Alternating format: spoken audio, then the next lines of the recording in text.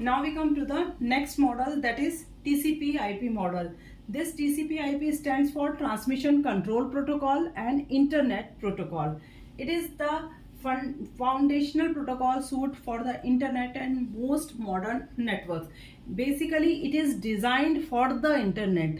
Okay, OSI model is a basic framework that is used for the educational purpose and research purpose, and it is an ideal one, but it is designed for the internet and most modern networks. The model defines how data should be packetized, addressed, transmitted, routed and received. So every practical thing is considered here in TCP IP model. So what is the first thing? That is packetized. That means packets of the data together with some other information, and address should be of the destination as well as source, and route, how it is to be routed and received. Everything is given or supported here in TCP IP model. TCP IP is a practical model and used in real world networking. Okay, this is the main difference. It is a practical model and that one is a theoretical model. Unlike the theoretical OSI model, it consists of 4 abstraction layers. Here layers are reduced and they are 4 in numbers, and responsible for specific aspects of data communication. Each layer will define is given a responsibility of data, specific aspects of data communication. Developed by Department of Defense, US, through the DARPA project. Initial development was in the 1970s. The model is sometimes referred to also as the DoD model. Now we will see the 4 layers of TCP IP model. So first layer, that is an interface between user and network, that is again application layer. Now here we don't have session layer and presentation layer. Everything related to those layers are also performed by this application layer. So it provides network services directly to the user's application and supports protocol for data exchange, such as same protocols are here, and it supports HTTP for web transfer, file transfer, mail transfer and domain name system for searching any link or web page. Web browsing is the first function. File transfer, email, remote login using this DNS. So these are the functions of this application layer. Okay, so we will first interact with this application layer if we are using the internet for these purposes.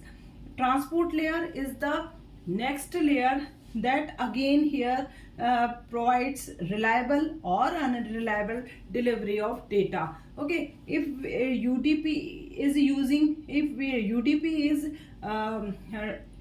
UDP is provided, or we prefer unreliable data transfer but fast data transfer, then UDP protocol will be provided. And if we choose services such as email transfer and web browsing where reliability is also required, then TCP protocol will be provided by this transport layer.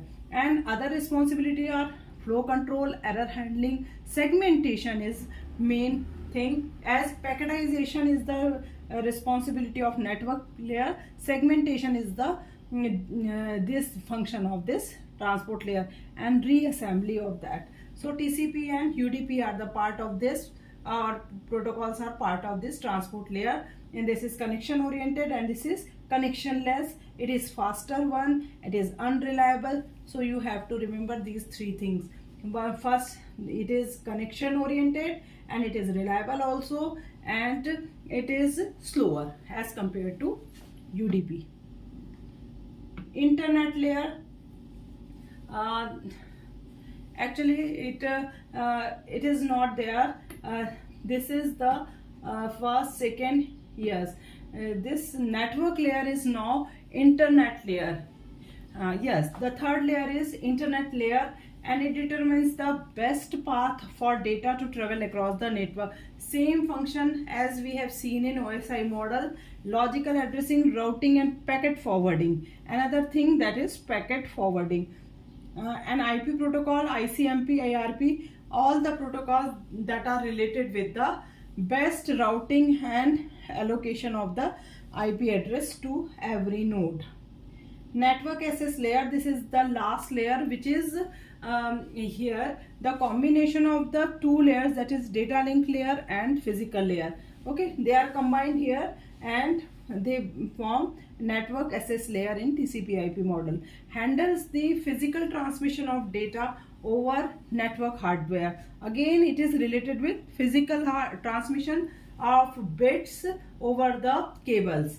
Defines how data is physically sent through the network. So device drivers and NICs are the parts of this network access layer. Now we will see the comparison. In comparison, first thing is that its full form and how it is developed by which organization, development time, in which period it was developed, and it is a theoretical as and TCP IP is a practical one. Number of layers and their name here come. Layer functions. Here the layer functions are clearly defined, but here layers are more flexible and may combine several OSI functions. Okay, each layer is handling the functions of 2 to 3 layers of OSI model. Protocol dependency, it is independent, but it is dependent on the protocol. Now the next thing is, it is again same thing, theoretical and practical approach. Usage, it is used in teaching, network design, analysis, research purposes. It is the real world networking. Internet is using this TCP IP model. Connection types, both connections are available here, connection oriented and connection less. Same thing is here. Okay, feature is modularity, it is high here. Each layer is, since each layer is independent, but it is less modular because the functions of each layer is not specific. They are the functions of layers are overlapping. Model type, generic and protocol independent. This is protocol suite based model. Okay, and standardization, it is highly standardized, evolved through implementation and refinement. It is a standard model and it is evolved model. And reliability, it emphasizes service reliability and accurate design. It focuses on the accuracy and it focuses on practicality. High flexibility, here the flexibility is high. It is practical one, ideal for internet based communication, ideal for research. Okay, examples of uses are studies and protocol development. Real world networking and network are the examples of this TCP IP. So in key points we can say that mainly OSI has 7 layers, TCP has 4 layers. OSI is a conceptual framework, it is a practical implementation. OSI is more educational, it is a real world model, that is example given internet. Protocol binding, OSI is not bounded to protocols, specific protocol, but it is designed around its own protocol suite. So these are the differences and the two models which are the basis of computer network. Thank you.